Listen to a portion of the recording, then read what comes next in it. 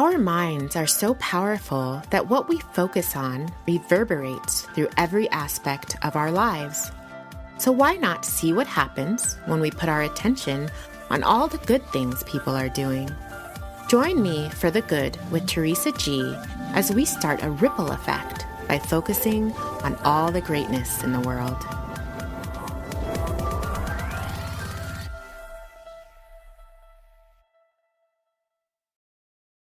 Angela Marie Patnode is a transformational coach, a spiritual teacher, and a healer. Angela helps clients break free of anxiety, illness, and stress so they may live with more clarity, peace, and passion. Hi, Angela. Thank you so much for being with us today. You're welcome. It's great to be here. I have to tell everyone how I met you. Was quite serendipitous. I was in my sauna. I always get some amazing thoughts in the sauna. And that day, I realized I had to get a meditation teacher. And I don't know why. I tried to meditate and I just never have really had fallen through with it and had trouble with it. And so that day I got out of the sauna and I Googled meditation classes. And your name popped up, and it just so happened that you were starting a class that very day. And so I called you and I started the class, and I took so much from that class because, now I meditate every day. It's part of my practice, and I have you to thank for that. And one of the things out of many things that I took from that class that really stuck with me was that one of the assignments you gave us was to not engage in bad news porn for a week and come back and report to you how that felt. And that was so huge for me when I went home and I started seeing how much I'm exposed to bad news through social media, through just even me calling my friend and say, did you hear what happened to so-and-so? And then, of course, the news and the newspaper. And it just really left a dent in me. And ever since then, I'm so much more aware of what I expose myself to. And I have to say that, the good with Teresa G, that our whole focus is focusing on the good in life. And I think that seed you planted when you gave us that homework was just amazing for me. And I would love for you to go in more detail about it. Yeah, I would be happy to share more of that. And another word for it, as some people call it, tragedy porn. And it's something that we're so exposed to every day, and such a part of our conversations, we don't even notice that we're in it. And like your experience, just to bring that awareness to it, notice that you're involved in conversations about what's latest on the news, or who's doing what, or what tragedy happened to this person or that person in your life. That brings your energy down, and it tends to close the heart, and it's junk food. It's literally junk food for the ego to feed on. And it keeps us in a state of survival and a state of fear.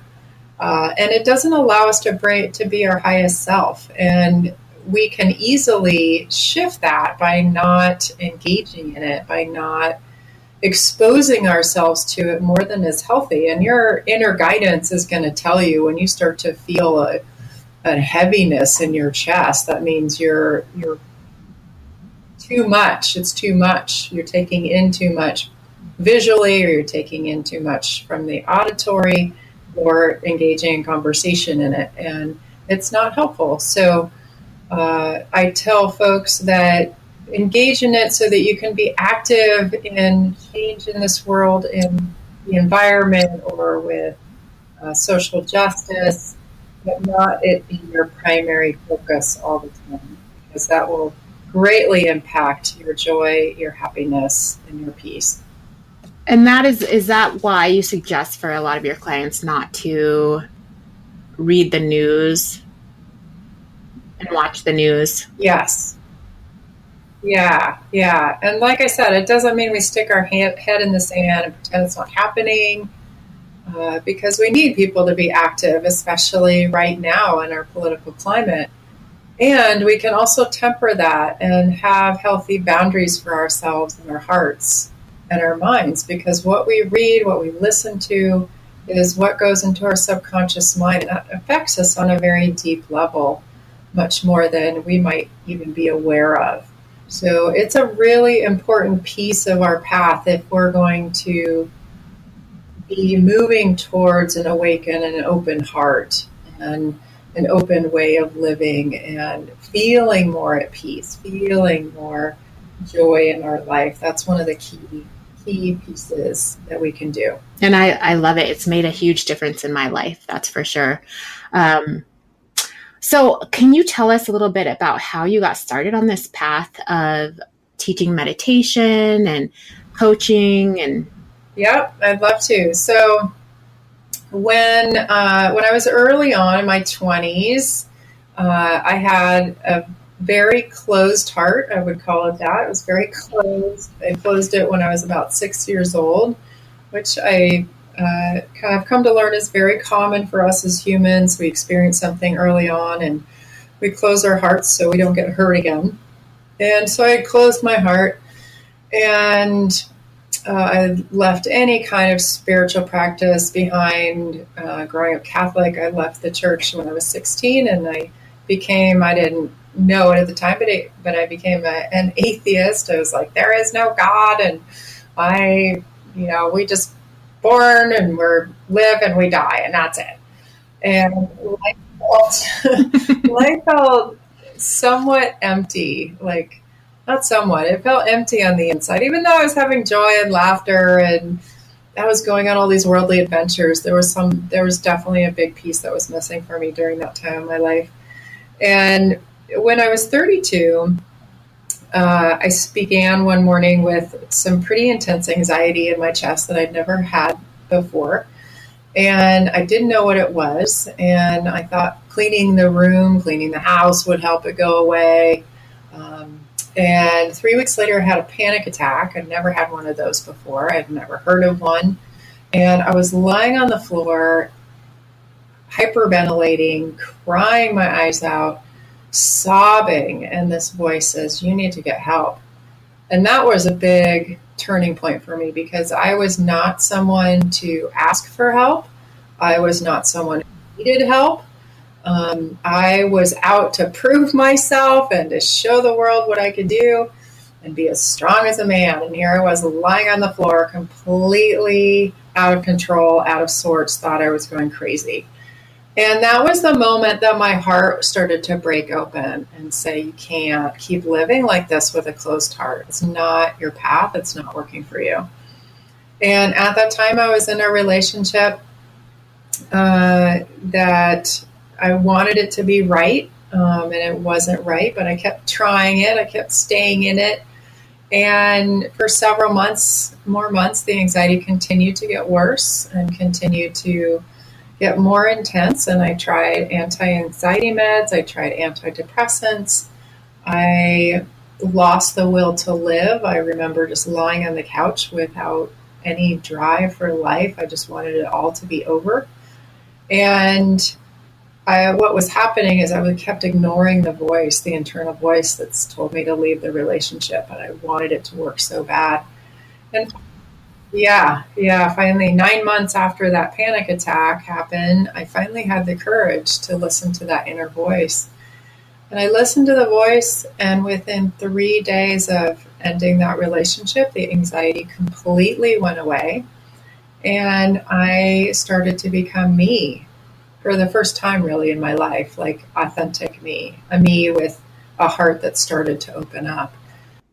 I think that for some people, this might just blow them away that you were having anxiety because of you were in a relationship that wasn't feeding your spirit or wasn't right for your spirit at the time. But so anxiety can be a sign, it can be a symptom that there needs to be change, instead of something that maybe we need to put a Band-Aid on. Or, I mean, for some people, I think that could be, I would never sit and think, oh, I'm anxious because I'm not happy in my relationship, Totally. So that's really interesting to me. Yeah. And what you just spoke to, Teresa, with the anxiety is there's actually what I've discovered. I'm going to do a little side note here. is what I've discovered is that there's two types of anxiety. There's the anxiety, and this is my own personal experiences. There's anxiety that I experience that is my intuition saying, stop what you're trying to do because it's not in line with your truth or your intuition. It's trying to bring me back to center. And then there's the other anxiety that comes from fear. Fear. It's a different physical feeling that I have. It's different emotional feeling I have. But that may be for either further in the podcast or another podcast to talk about that piece. How to tell the difference. How to tell the difference and how to follow that. And I also have it written out in my ebook that I have on my website. The ebook titled From Anxiety to Peace, 3 Simple Steps to a Heart-Centered Meditation Practice. And in there you can read about those two different types of anxiety and how I approach those and working with those. Yeah. Okay, great. Because that's really important. That's really important because there's anxiety so common today. So to be able to tell the difference between whether it's your internal guidance or if it is fear that's a huge key, I think. It is. It's very important. Yep.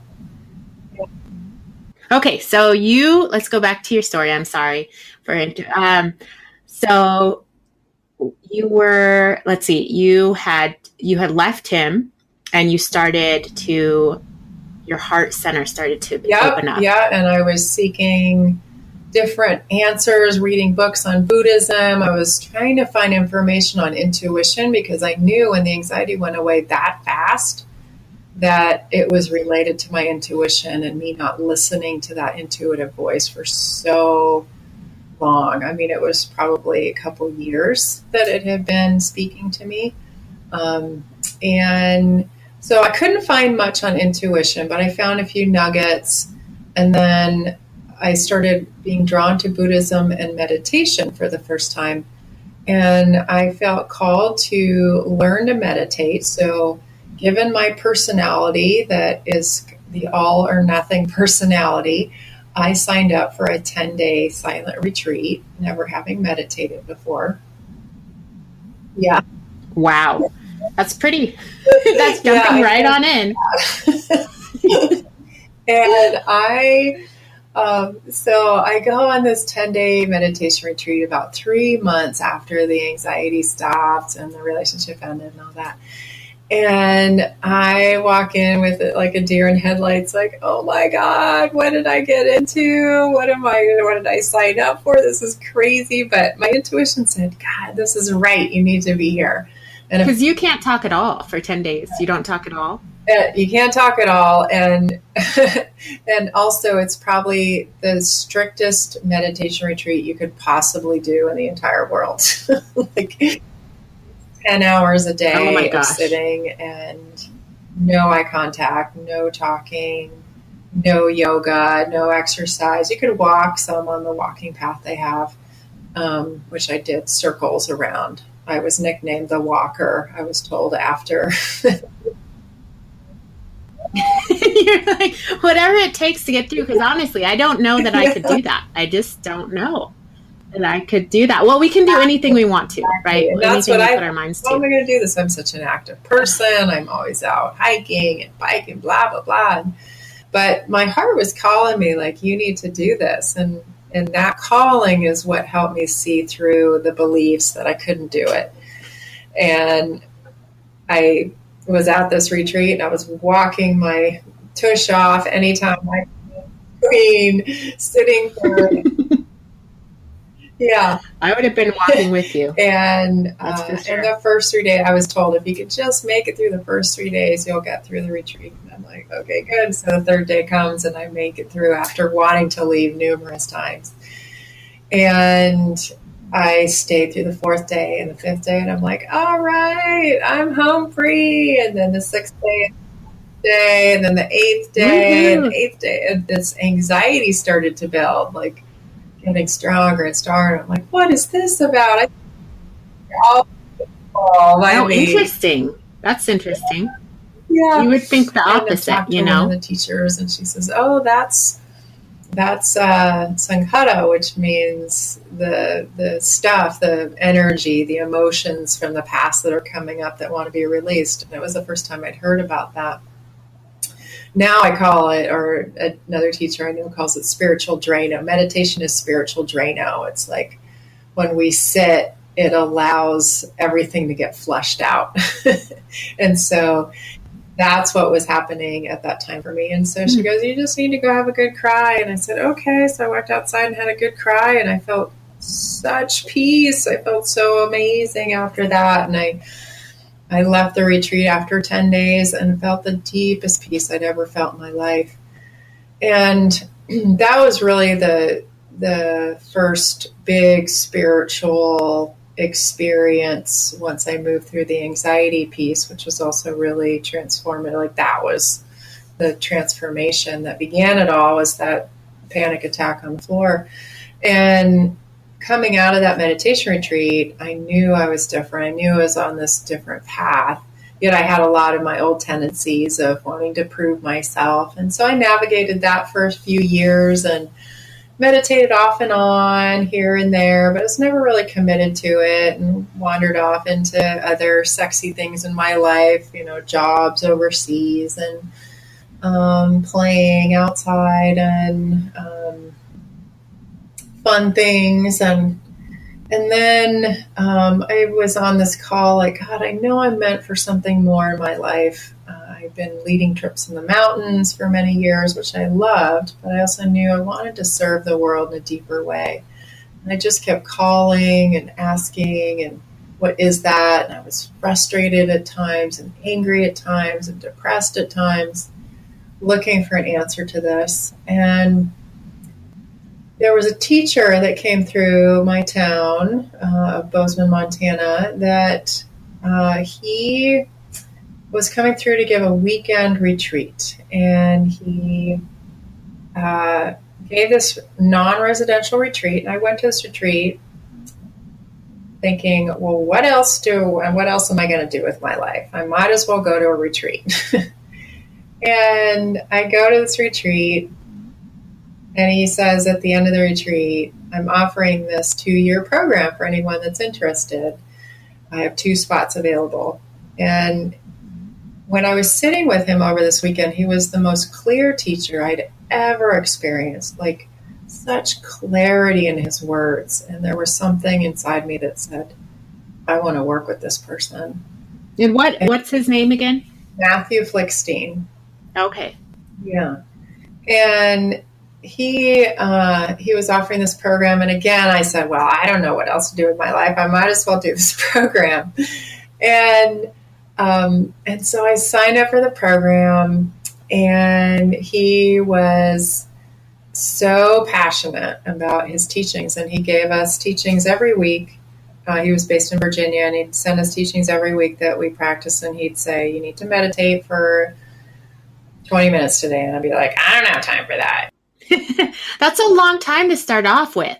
The 20 minutes, it doesn't seem that long, but I loved how you let us start with like 5 minutes or maybe even less. I don't remember, but it was such a nice way to ease into it.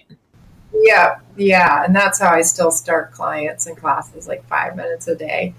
And this 20 minutes a day, I'm like, oh my God, but I had signed up for this program. So I started with that first month, and I noticed big shifts happening within me in that first month. What kind of shifts? I started to feel happy. I started to feel a sense of ease just in that first month. And he would have us write these, what would you call it, reflections at the end of each month of what we were experiencing from the teachings and the meditation. And I remember after the first month, I'm like, oh yeah, I'll just write a couple sentences. And I sent it off to him, and he wrote me immediately back. And he says, Angela, if you want to stay in this program, you need to take it seriously. And I got up from my desk, and I was like, how dare he? Yeah, right. How dare he say that to me? Like, I'm taking this seriously. Nah. And I was the ego. the ego was fully in reactive mode. I'm stomping around my house, and then my inner wisdom says, he's totally right. And I went, oh, damn it. I don't want him to be right. He's right. He's right. And so my wisdom, my higher self, was like, this program is exactly right for you, and take it seriously and do what he's asking. And so I did. I really committed to it after that. And I knew he was the perfect teacher because he was calling me on my old patterns. And the next month I sent him this email with like 3 pages typed single space, all my reflections from the month. And he says, his response was, thank you, much better. And so I was fully committed to this program. And we got teaching more and more teachings that were so transformative on aging, illness, and death, on gratitude, on compassion, on loving kindness, like all these things I never knew you could learn about. And the second year we had 3-week-long retreats with him in Virginia, and each retreat, I remember the first one going, oh my God, I can't believe I'm leaving ski season. I love skiing. How can I be leaving skiing to go sit in silence? That seems so stupid. And I go off to go to this meditation retreat, and I have so much transformation over the week. I'm like, how can I not do this? This is amazing. This is so much better than skiing, and this is the best thing I could possibly be doing. And each retreat was more and more of a deeper look into myself and my connection with what is of source. And by the third retreat, and this is to answer your question, how did you get into this coaching and teaching?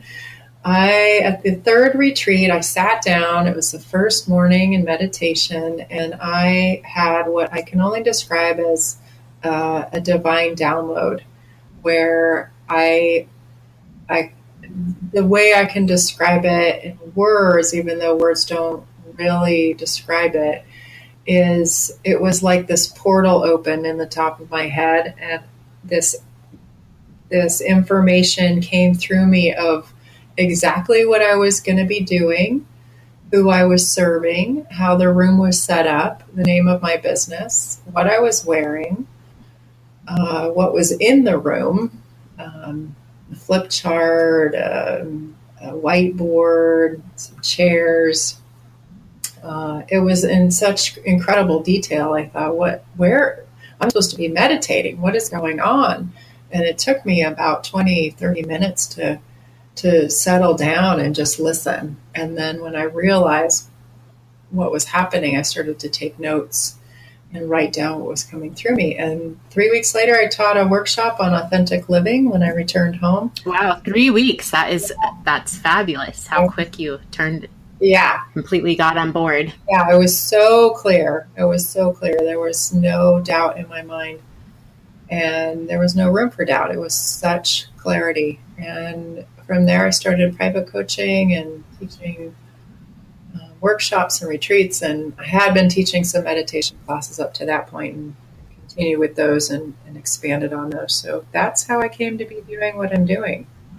I love it. And it's interesting because I didn't realize that meditation, you're letting go of your thoughts, but it's also a time where amazing things can come to you.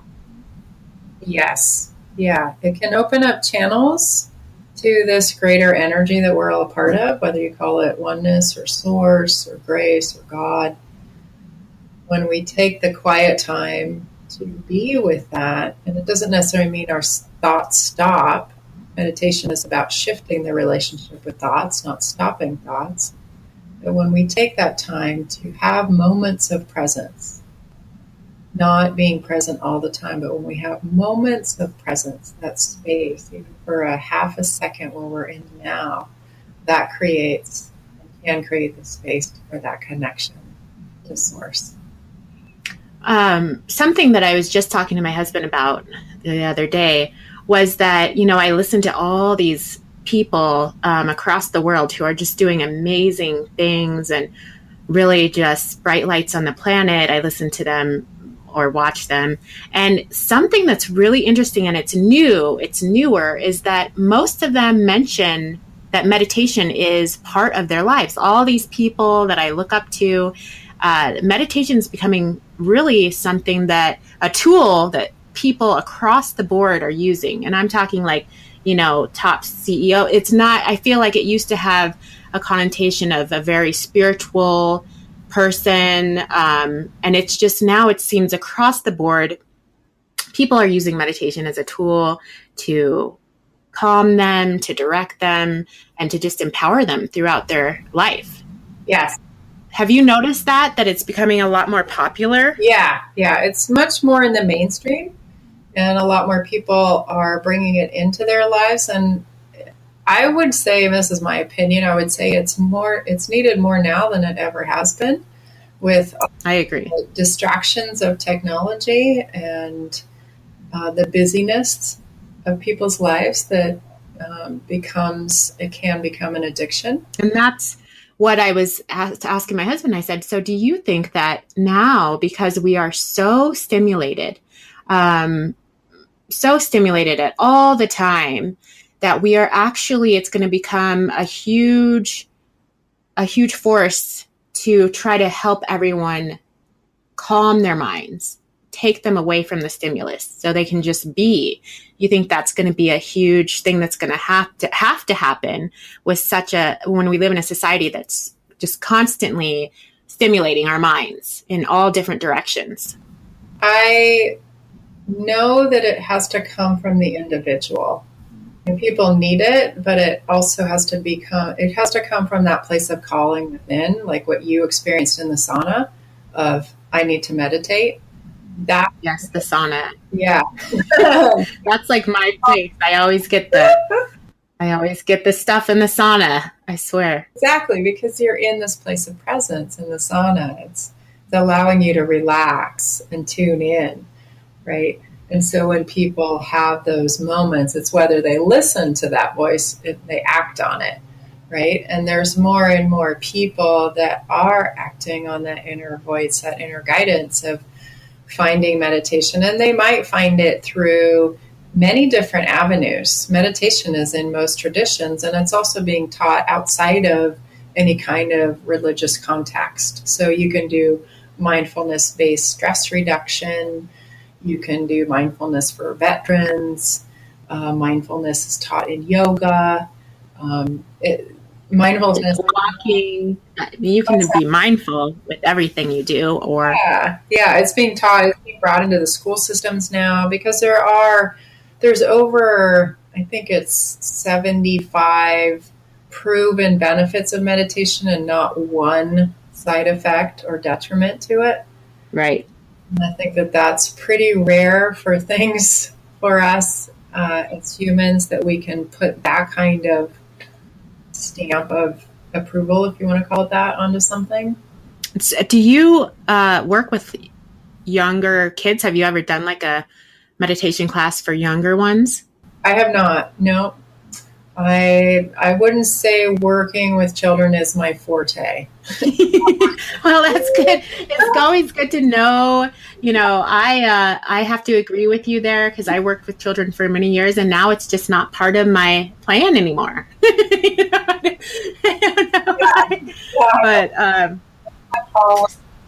it's not my gift to this world. I have other.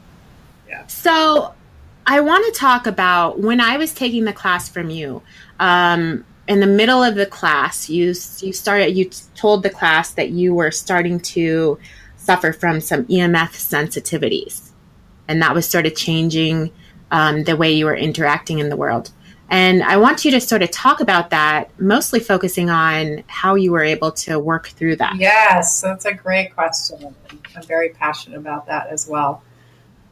I started to have EMF sensitivity. It happened overnight, and EMF stands for electromagnetic field sensitivity, which is the technology. When we use technology, computers, cell phones, Wi-Fi, laptops, iPads, all that stuff, it all emits this electromagnetic field. And my body became sensitive to it overnight. It literally happened in a 24-hour period after I'd been on the computer more than usual, which was about 10 hours for me over a week, right? I'm not one to use the computer a lot, but I was on it for about 10 hours over one particular week. I had been stressed that week. I was creating a website, writing a lot of copy, getting deadlines done for my website developer, and snap, overnight I woke up, I tried to get on the computer, and I felt so sick. And it became very apparent that the illness I was feeling was related to using the computer, it was related to using the cell phone. And I couldn't use either one for more than a minute without feeling sick. And so it greatly limited my ability to interact in the world for a while, for several months. And my mom was helping me write emails, and friends were helping research what was happening for me because I couldn't do it myself. I know in this day and age, that's very debilitating because we are so computer focused and technology focused. Yeah. Just going to the doctor, there was a computer at the receptionist desk, and then a computer in the waiting room, and the computer in the doctor's office. And so life became very fearful. Like anywhere I went, I'm like, oh my God, there's 10 people in here and they all have cell phones on and they're talking on them or they're using them, and there's 3 computers over there. And so life became very skewed for me. It was, like I said, very fearful, and it was teaching me a lot about letting go, because I kept wanting to try and control it and saying, I can manage this. And so I kept letting go of that. And 6 months after that began, I started to have chronic pain. And I had chronic pain in my hips from hip bursitis, which I'd had for several years, but not to the severity I'd had it at this point. And then chronic back pain. So that began 6 months after the EMF stuff started. And that isolated my world more so. And I went into the state of intense anger, and which is that has to be a sort of a weird place as a meditation teacher, and focusing your life on being heart driven with your heart, acting with your heart. That anger, that's quite a polarity, It is, yeah. And I had never experienced anger like that. Like, I was in fits of rage, and I didn't understand it. I didn't know where it was coming from. And this was after being in pain for about 2.5 months or so. Pain it was hard to focus on anything. It was like at that level 6 pain, level 7 maybe, and the 1 to 10 scale. And I was working with that in meditation. The one thing that I could do was a compassion meditation for myself. Like, that was the one thing that was helpful, was having compassion for myself during that time. And I moved forward with physical therapy. I started going to PT 4 days a week. Things are mildly shifting, not much. I started taking pain medications about 4 months after the pain began, and that helped. It brought the pain down a couple notches so that I could start interacting some with the world. Again, I wasn't able to be on the cell phone or the computer much, so I spent a lot of time in my house just lying on my back, or I'd go out and walk. I could walk like a 1/4 mile and flat terrain and lie down on my thermarest and look up at the sky. Which had to be so hard for you because you're such an active person. So active, yeah. So it was a really different shift in perspective of life at this point. And I started noticing things, forced me to slow down a lot and look at things. And I'm like, what's the frickin' lesson in this? What am I supposed to do? Another frickin' growth opportunity. Awesome. And so I had my sarcastic side and was trying to find humor in it. And then I'm working with the anger. and the pain and the EMF sensitivity, and I'm working with acceptance. I'm like, right, the Buddhist path, acceptance. I can accept this. I can accept that I have pain. And then other moments I'm like, screw this. I don't want to accept. Yeah, exactly. I can't live like this, I want my life back, right? Yeah. And that led me to doing some research. So, and again, not doing research online, I go to books. I am an avid reader and I love books. And someone recommended this book called You Are the Placebo by Dr. Joe Dispenza. I love that book. Love it. And love it so much. Everyone should read that book. Exactly. It's amazing. And so I started just in the first chapter. I was completely floored by what's possible when the author, Dr. Joe Dispenza, heals his back in 9 weeks. His broken back in 9 weeks with his mind. Because didn't they told him he would never walk again, I thought. Yeah, without surgery, without having a metal rod. Yeah. Yeah, and that he'd be in pain the rest of his life. And so he defied all statistics for me in that story. And I began to think, well, what if I could run again? And what if I could ride my bike again? And what if I could dance again? And I started to see life differently, and it started to shift my mindset, and the anger eased considerably. And I would spend these hour-long meditations imagining myself running and biking again instead of sitting in compassion and misery. Not that compassion is miserable, but it was a really big shift in the way that I had been thinking. And it's a little bit different, right? Because in meditation, you're not usually imagining your future so much per se. So that's sort of a different type of meditation. Exactly. Yeah. So it was a really different way of meditating, like imagining myself healed versus being in a mindset of acceptance, right? So started to see in this different realm of like, okay, acceptance is part of it, but it's not all of it, because it will keep the body stuck in illness and dis-ease and discomfort if we just keep accepting without imagining, without asking the what if I could do this again questions, right? And it really started to shift things for me. So I read that book, I was doing those meditations, and then someone else recommended I read this book called Wired for Healing by Annie Hopper. I love that book too. Yeah. So I read this book, and it has stories about people healing from EMF sensitivity and from chemical sensitivity and food sensitivities and mold sensitivities and Lyme's disease and PTSD and chronic pain. And I read this, I finished reading it, and I thought, this is what I need to go do this program. Like this, what if I could be healed of EMF sensitivity? And I, a month later, went to this program. It was down in Santa Fe is one place that they offer it. And I went down with my, all my treatment for my chronic pain. I had my thermarest to sit on. I had my pain meds. I had ice packs for my hips. I had a heating pad for my back. And I show up with all my accoutrements.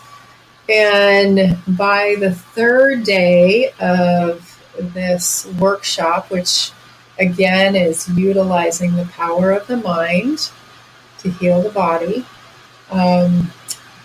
I ran 200 feet the third day.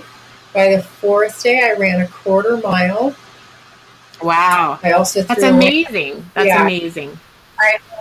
I know. I threw away my pain medication that day. I stopped using the thermarest to sit on that day, the fourth day. And by the fifth day, I went out for a good 2-mile walk, which I hadn't been able to do that for 7 months, something like that.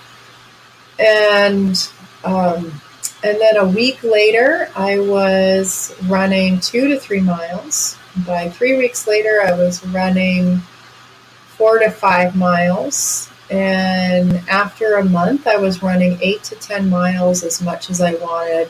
Elevation gain, loss, didn't matter. I could go out for 3 hour runs every day if I wanted, with no rest days, and I'm still like that. So, Wow. yeah, That's just amazing. And what is that? What are you doing yeah, to rewire your brain? yeah. So, what I want to do is, well, yeah, I'll answer that question and then return to the EMF sensitivity and what happened with that. And in rewiring the brain, and this goes for what Dr. Joe Dispenza writes about, as well as Annie Hopper, when we combine a future visualization, so we imagine ourselves healed, combine that with an elevated emotional state of the heart, that sends out from our brain, it releases growth and repair chemicals such as serotonin, dopamine, and endorphins that and oxytocin that go through the body and that actually cause the cells to regenerate and grow versus being in survival and degenerate. So now you have the opposite of what chronic stress creates, like cortisol and adrenaline, and you have these growth and repair chemicals rush through the body that are 100 times greater than any drug that you can take over the counter or prescribed.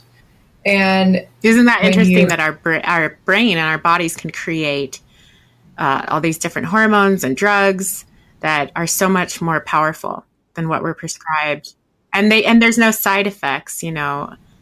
yeah, there's no side effects. I mean, it's all just benefit, like meditation is. It's all just benefit to have this flushing through your body for an hour a day. And so that's why healings like that can happen so quickly, is you have that happening. And the cells, this is really remarkable, is the cells and your whole body doesn't know whether you're thinking it or you're actually doing it.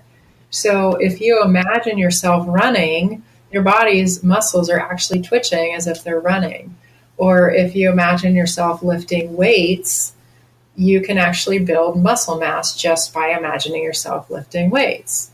So it's I've been trying to do that with my stomach. yeah, I've been imagining that six pack that I've never had. I'll let you guys all know how that goes. yeah, exactly. So you're doing the stomach crunches. All right. Yeah, exactly. Yeah, so it's a really it's phenomenal. The body is amazing. And it doesn't mean, everyone's going to have these miraculous healings in a few days like I did. It might take 6 months, it might take a year, but when you keep putting those growth repair chemicals through the body every day for an hour, minimum an hour a day, things start to change at some point.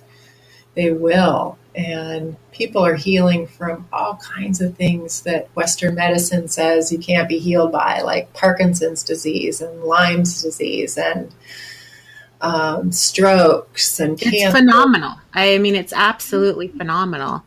The power of our brain on everything around us, including our bodies.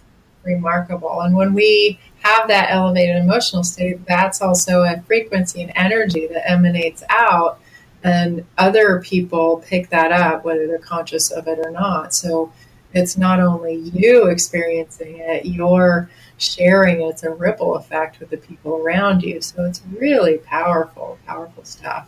So that's probably one of the more important pieces of that healing. And there are other pieces, like you begin to slowly train your body back into running or back into using computers or being around perfumes or things like that. It's not like an all or nothing thing. And you elevate your emotional state as much as possible throughout the day, because that shows over and over again how much that helps the body heal. And then another really important aspect is really shifting the way old patterns of the mind that keep you stuck. Like for me, I was body checking. How much? What's my pain like this morning? What's number is it on the scale? And focusing on the pain. You have to stop doing that. You have to stop talking about your illness or your injury or your ailment, because that keeps the brain stuck in that injury or illness. It's interesting you say that, because I just had Ruth Phillips on the show, and she healed herself from cancer. But that was the number one thing she said. She didn't mention these books or anything, but she said that was the number one thing, is that she had to focus on health versus illness. And that was the number one thing that helped her. Yeah, it's so critical and so important. The brain has to think greater than it feels. Like, you have to think greater than you feel and think about health and not about illness. And sometimes I really wonder if that's even bigger, if that's a bigger picture, so that we need to focus on, the great things happening on the planet versus the continuous destruction, or the people that are, organic farming and doing all these great farming practices versus the pesticide issues. And I wonder if, as a mass consciousness, as we focus on, and we all get, as a group, we all get so freaked out about certain issues. Exactly. But if we could just move our attention to, wow, there's a whole group of people fighting for or working with our water, trying to bring out all these, water harvesting and using our water. And if we focus all of our energy on that, would the other stuff sort of just, drift away, because we're not focusing on exactly, it so much. Or lessen. Yeah. At least lessen, become less intense. And what you're speaking to, Teresa, is what Dr. Joe Dispenza calls a vibrational frequency. And it's not a woo-woo term. It's actually scientifically studied. Like, you can measure it with scientific equipment, that every emotion has a frequency related to it. And fear is one of those lower vibrational frequencies. So when we're in a state of fear, that's the frequency, that's the energy that our body holds, and it keeps everything working in a dysfunctional or incoherent way. And when we raise that vibrational frequency with looking at the good, with the gratitude, with the celebrations, with the joy, then that's the energy that's impacting ourselves and the planet in a really healthy way. Mm-hmm. And you're right. He does talk about that, because it's documented by them studying the atom. Exactly. And the different energies. Mm-hmm. Yep. Yeah. So I want to talk about the EMF healing, because there's a really important piece in that I think people would really enjoy. Because you are healed. You've healed your EMF. I am healed. Sensitivity. And that, woohoo! Yeah, big celebration. Freedom! Yeah, I can be back in the world. Yeah. So, it'd been a year of having EMF sensitivity, and then I healed of the chronic pain. And then over about 3 months of doing this program of retraining my brain, it had dropped about 50%, the sensitivity had. And then at about 4 months, I ended up sleeping near a Wi-Fi modem for a couple nights, really close to one, which was outside my training zone, which is what they call when you do more than your limbic system is ready for, the fight or flight part of your brain that's in overreactive mode. And that became a really critical juncture, where I was then going into this state of survival of not having a place that I could sleep, because I was now sensitive to sleeping with Wi-Fi. And so I went on this 7 weeks of survival, like sleeping in these really gross places that didn't have Wi-Fi, just so I could sleep. Because you couldn't be around. So your Wi-Fi sensitivity actually got a lot worse. Yeah, it got worse. And I was sleeping in these really gross places. I had happened to be in Costa Rica at the time. And I came back to California, like, I'll go sleep, go camping with my mom. My mom and I love to camp together. So, we can go to the campgrounds and there won't be anything there. And then I discovered there's Wi-Fi in the campgrounds now with Wi-Fi. Oh my gosh, they have Wi-Fi in the campgrounds. Well, you just can't get away from technology anymore. Oh, In the campgrounds, Wi-Fi coming from different RVs, and so I was taking my thermarest and my sleeping bag and marching off into the hills and finding places to sleep. And then I thought, well, I'll go to my sister's place in Joshua Tree. She lives in the middle of the desert. I could at least sleep there. And I get there, my brother's like, oh, I just installed this super powerful Wi-Fi modem. I'm like, oh my God. oh my gosh. Get away Oh. from it. So, So this whole time, are you still trying to train your brain to be okay with I'm EMFs? still doing the practice, but I'm wallowing in doubts right now at this juncture, at this time period. I'm like, oh my God, what if I just need to go be one of those EMF refugees and go, live out in the woods somewhere where I'm not around anybody and no technology, and I need to get a tent, those I forgot what they're called, but these wired mesh tents you can sleep in. Oh, that protect you from it? Yeah, to protect. I'm Huh. like, what if I need to do that? Blah blah blah. But anyway, so I'm at my sister's, and I take her tent, and I walk about 1,000 feet from their house, and I set it up in this private land next door, away from anything, and that's where I stayed for the next month. Like I would sleep there at night, um, and then spend a few hours in the house during the day, which I could manage to train myself, and then go back to the tent and gain my strength back and my energy back at that point, my sanity back, because I felt like I was going crazy there for a while, like not having a safe place to sleep.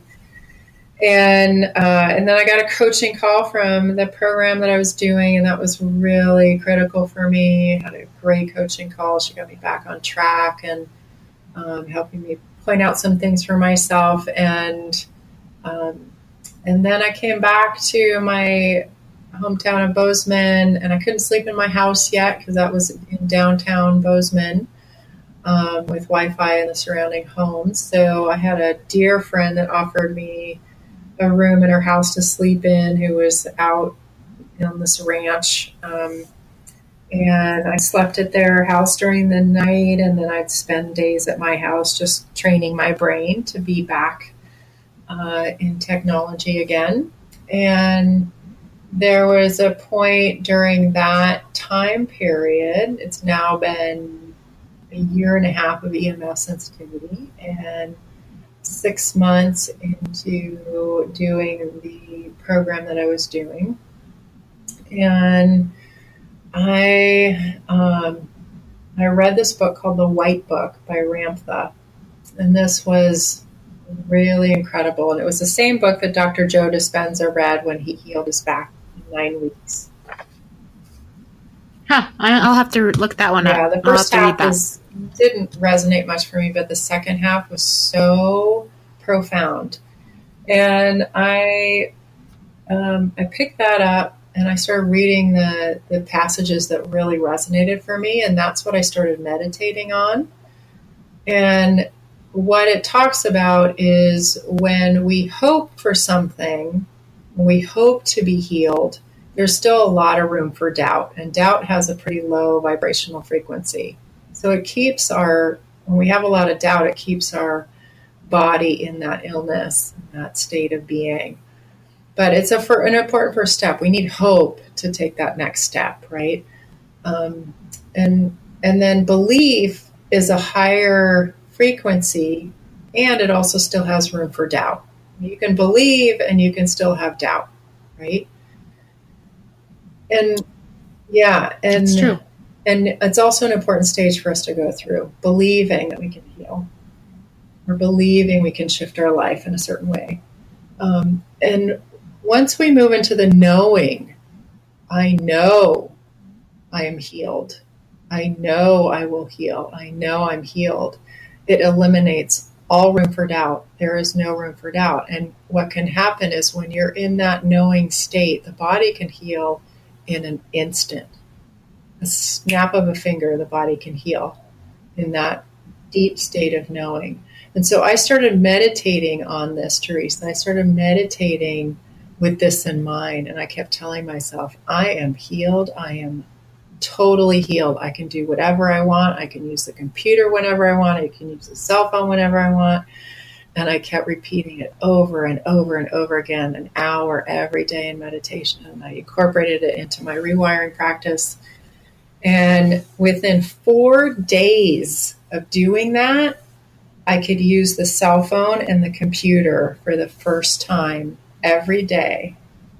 Oh my gosh, that's huge. Yeah. That's just amazing. Yeah. So the knowing, so what did you do with that? So you just started telling yourself that you are healed. Right. Yep, exactly. I am healed. I am healed. So you jumped to I am healed instead of I will be healed, or Yep, I am healed. I can use the computer every day. I can use a cell phone every day. I can go wherever I want. I can do whatever I want. And I kept saying that until it became deeper and deeper and deeper into my subconscious mind.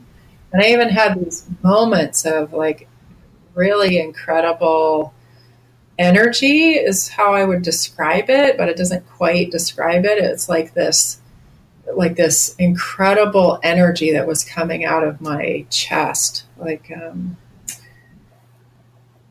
don't know the right words for it to describe it, but it was really incredible experience to go to that deepest knowing. Yeah. This is such a great example of the power of the mind, though.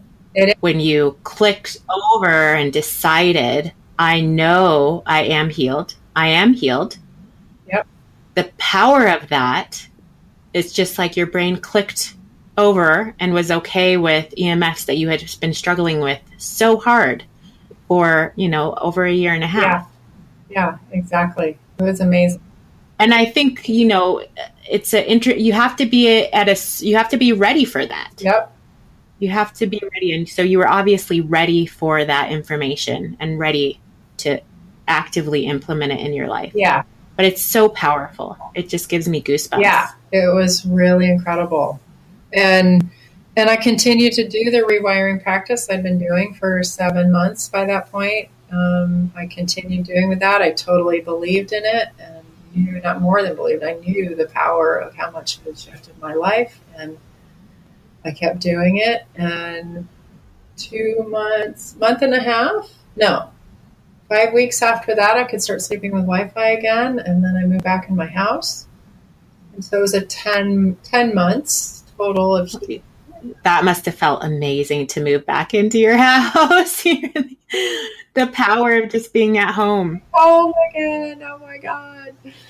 Yeah, so that was such a gift. And I would say to anyone who wants to heal or is struggling with that, like, you can heal. It is so within reach. If you believe that you can heal, and it's amazing. Like, it's been such a powerful experience for me. It's what my calling is now, is bringing meditation and the power of the mind to healing the body, to being your most joyful, vibrant self, to bringing to light your dreams and your realities that you want to creating a new reality. And it's given me such an incredible shift in my life. Like, I feel so much more joyful, grateful, happy, and at ease on a daily level, more so than I ever have in my life. And it's extraordinary. Yeah. Well, I have to say, thank you so much for sharing this story, because it's just so empowering. And it's a reminder to all of us, that we are such powerful beings. And something just like reading that white book and getting that information can change everything for you. And so it's just so powerful. And I thank you so much for sharing your story and continuously sharing your story and helping others heal. And I want to tell people how Angela is a great coach. She has a lot of great information on her website. I love her blogs. They make my days and they make me think about a lot of things. And so I want you, can you tell us what is your website and how can we follow you and get a hold of you? You can reach me at angelamariepatnode.com. That's Angela. Marie is Marie, and Patnode, P as in Paul, AT as in Tom, NODE.com. And there you'll have access to my free ebook, From Anxiety to Peace, 3 Simple Steps to a Heart-Centered Meditation Practice. And once you sign up for that, you'll get information on what we talked about earlier with anxiety, the 2 types of anxiety that I referred to earlier in the podcast, and 3 really easy steps to start a daily meditation practice. And you can also reach me by my phone, 406-600-6307, or by email, info@angelamariepatnode.com. Can't wait to hear from you, and thank you so much, Teresa, for today's chat. It's been a joy. Thank you so much, Angela. We'll have to have you back on, and it's just been such a pleasure. I'm Teresa Gabrielle, and you've been listening to The Good with Teresa G. You can follow The Good with Teresa G on Instagram, Facebook, and Twitter.